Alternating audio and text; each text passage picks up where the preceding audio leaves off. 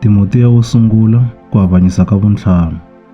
U nga holoveli munhu nkulukumba, kambe n'wi khongotele tanihi tata wa wena. Vavanuna lavantshwa u fanele ku va khoma tanihi vamakwenu va xinuna. Vavasati lavakulu u va languta tanihi vamanana, ni vavasati lavantshwa tanihi vamakwenu va xisati, hi ndlela ya ku tenga matlhelo hinkwawo. Xixima tinoni leti nga ta xiviri. Loko wansati wa noni a ri ni vana kumbe vatukulu, a va rhangi va dyondza timfanelo ta vona ta vukhongeri hi tlhelo ra ndyangu wa ka vona, va endla swin'wana ku khensa vatswari va vona, hikuva hi swona leswi amukelekaka emahlweni ka Xikwembu. Wansati wa noni loyi a nga wa xiviri, loko a sele a ri yexe, u vekele ku tshemba ka yena eka Xikwembu, kutani u tshama a ri karhi a kombela eka xona ni ku khongela vusiku ni nhlekani. Kasi loyi a navelaka ku tikurisa ntsena u file hambiloko a ha hanya. Lerisa timhaka leti leswaku va ta pfumala xisandzu. Loko munhu a nga pfuni maxaka ya yena, ngopfungopfu lava nga va ndyangu wa yena wa xiviri, u landzurile vupfumeri, kutani u tlula ni vamatiko hi ku biha.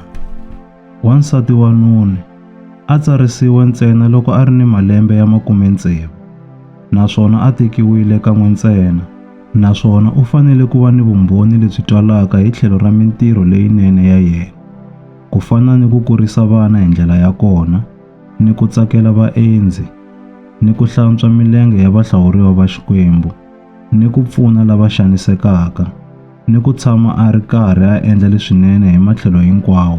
Kambe ala ku tsala mavito ya vavasati va tinoni lavantshwa, hikuva loko va ngheniwa hi ku navela va lava ku tekiwa, kutani va fularhela Kreste. Sweswo swi va vangela ku avanyisiwa, hikuva va tlurile ku tiboha ka vona ko sungula. Naswona vavasati va tinoni lavantshwa va dyondza ku loloha, va rhendzeleka ni mindyangu ya van'wana, ku nga ri hi mhaka ya ku loloha ntsena, kambe va hundzuka vahlevi ni vavangi va swicele hi ku famba va vulavula leswi va nga faneriki ku swi vula. Mina a ndzi ta tsakela leswaku vavasati va tinoni lavantshwa va tekiwa, va kuma vana, va hlayisa mindyangu ya vona, va nga nyiki nala enkarhi wa ku hi hleva, hikuva ni sweswi van'wana va hambukile ndlela, va landzelela Sathana. Loko mupfumeri wa wansati a ri ni maxaka lawa ma nga tinoni, a va pfune. Kereke yi nga tshuki yi tikeriwa leswaku yi ta kota ku pfuna lava nga tinoni ta xiviri. Endla leswaku vakulukumba lava tirhaka swinene ntirho wa vurisi va kombisiwa xichavo lexikulu, ngopfungopfu lava tikarhataka ku twarisa rito ni ku dyondzisa, hikuva matsalwa ma ri, u nga tshuki u siva nomu wa homu loko u ri karhi u hula ha yona, naswona va ri, mutirhi u lulameriwile hi hakelo ya yena. U nga amukeli mhaka ya ku mangalela nkulukumba ehandle ka vumbhoni bya vanhu vambirhi kumbe vanharhu.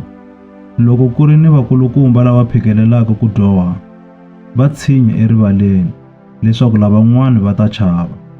Emahlweni ka Xikwembu ni ka Kreste Yesu ni ka tintsumi leto hlawuleka, ndza ku khongotela swinene ku hlayisa timfanelo leti.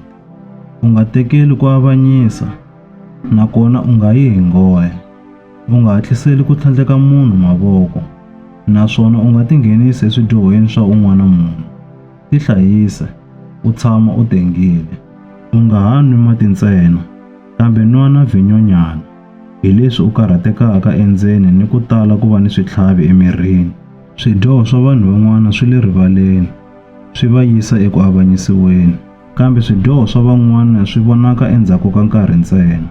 Hi mukhuva wolowo, na yona mintirho leyinene yi le rivaleni, kambe hambiloko yin'wana yi nga vonaki, yi nga ka yi nga tshami yi fihlekile.